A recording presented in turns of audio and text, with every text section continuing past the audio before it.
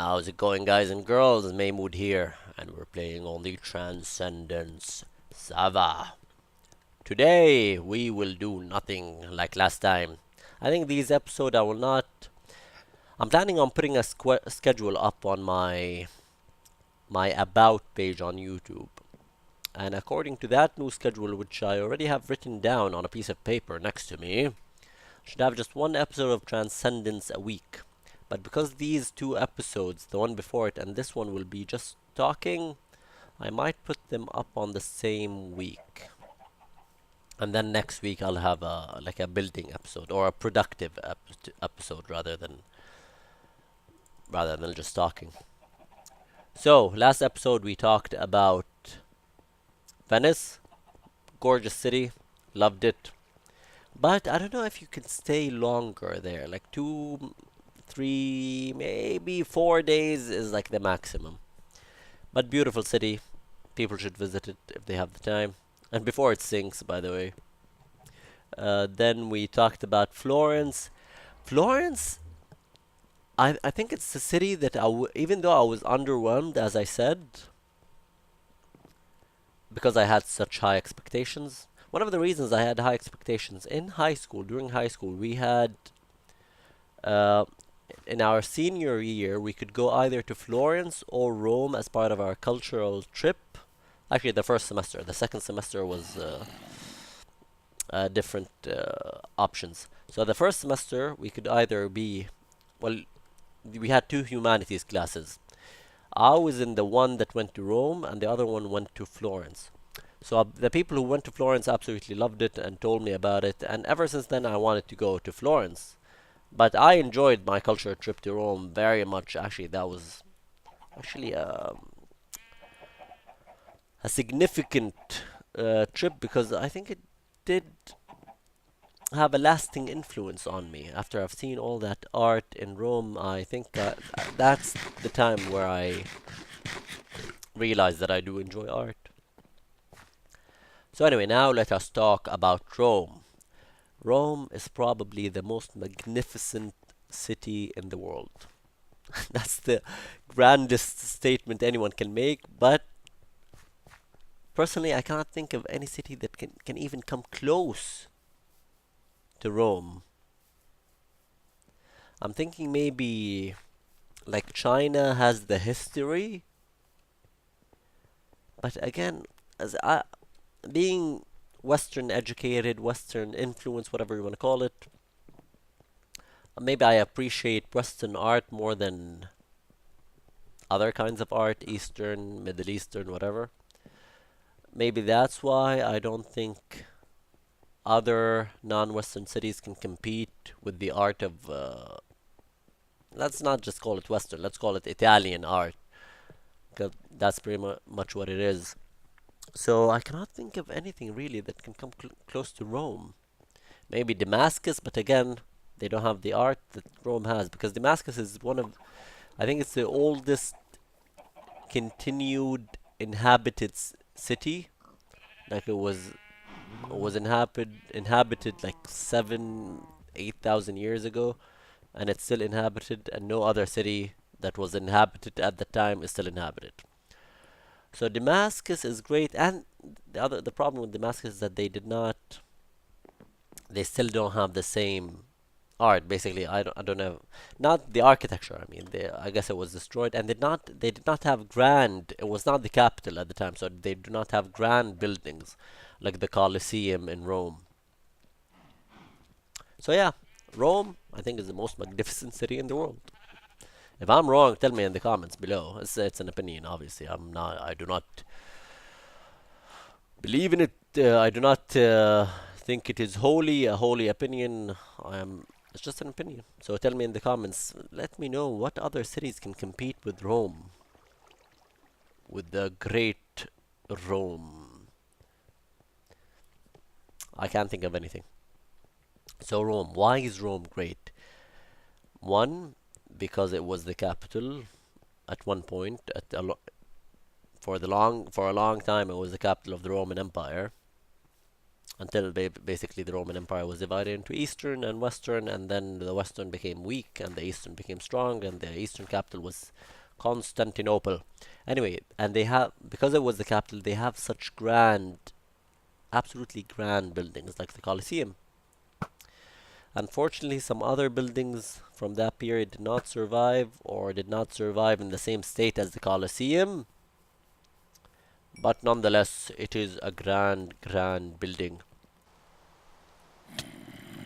Alright guys, let us continue talking about Rome. What did we do in Rome?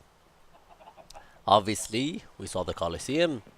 The Colosseum is great, you know? No, actually it's fantastic. I was gonna say, oh, I don't love it that much. But I do. And the reason is, you realize, if you're in the Colosseum, and don't just visit it and look at it and see like rocks and stones. No, think about it. Think about what that building was. And then you realize how insignificant maybe you are. Basically, you're walking on the same, or you're walking inside the same building where maybe thousands or hundreds of people died. I would say more than thousands, because the Colosseum, like, when Emperor Nero opened it again, reopened it, they had 100 days of games, and let's say maybe, I would say 10 people died a day, maybe less, maybe more. I don't know. I'm just thinking out loud. That's nice. So maybe thousands of people died there, and you think of how far we came as a species, if you will. That now we have human rights. You cannot just send people to their death. Well, in a lot of countries, actually, the majority of the countries in the world, you can still like kill people. Not the majority, actually, but the majority in population, because China still has the death penalty, and they have the biggest population. I'm not sure about India. Does India have the death penalty? I don't know. Indonesia probably does. I don't know. But we still have, but we came a long way. Even though we still have the death penalty, it is administrative in a way that is different than the way that it was used during the Roman era. So yeah, as you sit in the Colosseum, just reflect on the individuals that were there. Not only those who suffered, like the gladiators and the slaves, but also those who enjoyed it, enjoyed watching other people suffer. It's not an, I was gonna say it's a nice thought, but it's not a nice thought. It's a good reflection. Pretty cool indeed. That was just maybe 2,000 years ago. Yeah, maybe less than 2,000 years ago. This was happening. So yeah. So that's the Colosseum. And Rome in general. What is absolutely amazing about it? Oh, let's check out that building. I think I see lava there. By the way, this area is looking absolutely amazing. Jeff, if you're watching, this area looks absolutely amazing. I really enjoy it. This is amazing. I'm gonna, even if he is not watching this video, I'm gonna put a sign here that says, "This is amazing." Maymood. Maybe that will confuse him. He'll be like, "What are you talking about?" Eesh. What are you doing, Jeff? Is this even acceptable? It's not acceptable. No, it is. No, this is absolute. Ah, come on! Look at that. You know what I like? What I like about this as well is that he just used gray, and even though he just used gray, there's so much to look at. Beautiful, absolutely beautiful. So This is what you see in Rome. You see art everywhere. You see old buildings everywhere. Like we rented an apartment through Airbnb, and the guy who like the first time we met him, they usually put it was very nice. They usually give you a map, and they tell you, oh, this area is nice and no one knows about it. This area is nice. So he's like, I love this church that is close to the house. It's just 2,000 years old, but I'm like, yeah, it's just 2,000 years old. That's no big deal. Like, dude, it's 2,000 years old, and no one knows about it. Like, not no one, but the majority of the tourists who go there don't know about it. So it's crazy that you have a city, in any other city, anything that is 2,000 years old will be the major attraction of the city. Not in Rome, because everything is 2,000 years old. And we tried to go to that church, it was closed, so we did not end up going there. So yeah, one of the reasons Rome is magnificent is because everywhere you look, there's something to see. Then we move to the Renaissance era. Renaissance. The Renaissance is magnificent. I think it started with the once they figured out how to draw in 3D properly. I took an art class in in university. My worst grade in university is an art class. Is a beginner's art class. I hated it. Actually, I think I blame the professor for hating. Not the professor, the TA who taught the lab. Uh, she made me hate it because of the bad grade she gave me. And I actually tried. It's not like I didn't even try. I tried. I put more, most more work into that class than any of my other classes during that time. That's not saying much because I did not put a lot of work into any of the classes, but I still put more work in that class and ended up having a worst grade. The worst grade in my university life was a C minus, I think. Yeah, I think it was a C minus. It's a passing grade. Anything lower than a Z minus is not a passing grade. Actually, it was a C or C minus. I'm not sure. I think C minus is not a passing grade, so it might have been a C. Anyway, my lowest grade in university is a beginner's art class, and I thought it was gonna be easy. So yeah, we learned that technique. You like put a dot somewhere in the canvas, and you have to draw lines. Anyway, doesn't matter. So I think the Renaissance started after they figured out that technique, and they decided that, oh, we can draw in 3D and it would look normal. People would not look like they are deformed, and that started the Renaissance. I think, I'm not sure though. Renaissance is amazing.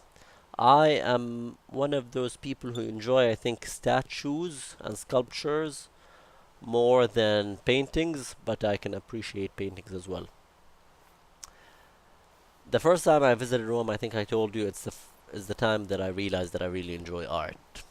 And I think I remember the exact moment. We were in a museum called Villa Borghese, basically a villa in Rome that was owned by the Borghese family, and now it's a villa where you can see the art that was collected by the Borghese family. I remember there's a room with three sculptures in the middle. Three by Bernini in the middle. One is called Apollo and Daphne. One is called The Rape of Persephone, and one is called David. The one that I enjoyed most, all of these, actually the two, Apollo and Daphne, and The Rape of Persephone are absolutely beautiful. David is great, but does not invoke the same feeling as the other two. What I enjoyed about them is that they are so real. I mean, you cannot believe. If you see them, you're like, it's impossible. This is not stone. I cannot believe people can do that with stone. You can Google, especially Google The Rape of Persephone. And it's basically Hades, the god of the underworld, goes and kidnaps this woman and marries her. She becomes his wife, I think, or he just rapes her, I'm not sure. But the statue is called the Rape of Persephone. So it's a statue of Hades carrying this woman, and she's like screaming, and he has next to him his three-headed dog, or hound. What I want you to look at in that painting is the hand of Hades holding the thigh of the woman. You can see his fingers digging into the thighs, and it does not look like it's stone. It's absolutely beautiful. So I think that's the moment I realized that I loved sculpture. What else? Oh, also another statue that I really enjoyed in Villa Borghese is called, I believe, it's just called Paolina Borghese, or Paulina as Daphne, or as Aphrodite. I think it's Paulina as Aphrodite. Just a statue of a reclining woman. It's a beautiful statue by Canova. Absolutely beautiful as well. What I liked about that, if you want to look at it in the interweb, check out the pillow under the elbow of the woman. The pillow looks real, and we ran out of time already. Some of you are probably very bored. You're like, oh, this is like a class in university by a very ill-informed teacher. So yeah, look at the pillow under the elbow of the woman. It looks like a real pillow, but it's made out of stone. Actually, the entire mattress, I think, under Paolina Borghese is made out of stone, and it just looks real. It's absolutely beautiful. This trip, unfortunately, we did not get to go to Villa Borghese. I told my girlfriend that we have to go. I didn't tell her we have to. Told her it was one of my favorite places. I told her it was my favorite place to visit in Rome. The second time I went to Rome. But she's like, oh, if we have time, we'll go see it. Unfortunately, one day it was pouring rain, and we had an umbrella. We were ready, but it did not do anything. So we run to Villa Borghese after we reach it, and we're drenched, absolutely drenched. Like, we literally look like we stepped out of a shower. We go in. Obviously, people are huddled by the door, looking out into the sky, waiting for the rain to stop because they want to leave. We go into the counter, and the counter simply has a sign that we are sold. It was, I believe, a Wednesday. The counter says sold out until Saturday. And we were leaving Friday. So we were like, that sucks. Not only did we run in the rain for no apparent reason, we have to go out in the rain again, and we did not get to see the art. And my girlfriend really likes Caravaggio. He's a painter, very famous painter. I like him, I do not love him. And apparently I remember that I told her that I could remember one Caravaggio in that museum, which is Boy with Fruit Basket, I think. So I told her about that. She was like, oh, I don't like that. I don't like this painting that much. But then we went to the Villa Borghese, and we went into the gift shop, and they had basically books about all the art in Villa Borghese, and they have a lot of Caravaggios, and I think they have one of her favorite Caravaggios. So she was very upset that we missed out on Villa Borghese. But, oh well. Oh well, we saw a lot of art, a lot of beautiful things. So unfortunately, we did not talk about the wedding actually at all. So maybe next episode I'm gonna work on something and talk about the wedding. So it's gonna be a productive episode with a bit of talking. So anyways, guys and girls, thank you very much for watching, and I'll see you next time.